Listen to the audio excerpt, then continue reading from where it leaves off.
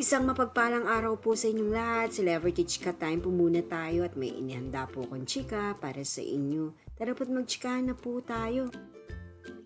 May Mendoza at Alden Richards, ito po pala ang kanilang latest updates at kaganapan ngayong araw.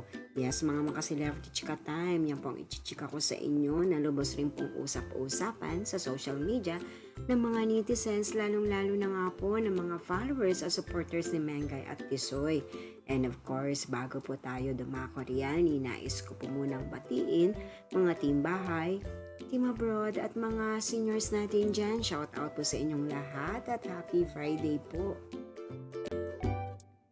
Ngayong araw nga po ng Biyernes ay live na live ang Itbulaga at present pong muli ang ating phenomenal star na si Maine Mendoza.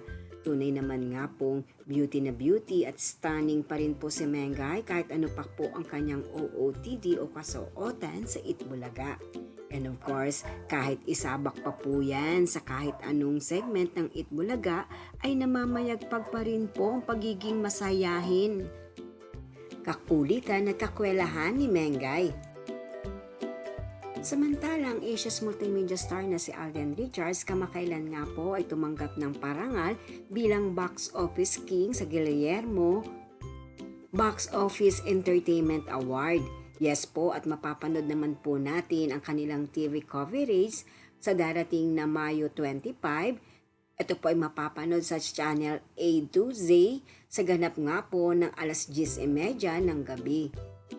Dito po sa channel na to ay mapapanood po natin ang kabuuan ng Box Office Entertainment Awards na kung saan ay hindi lamang nga po si Alden ang tumanggap ng parangal, maging ang iba rin pong mga artista.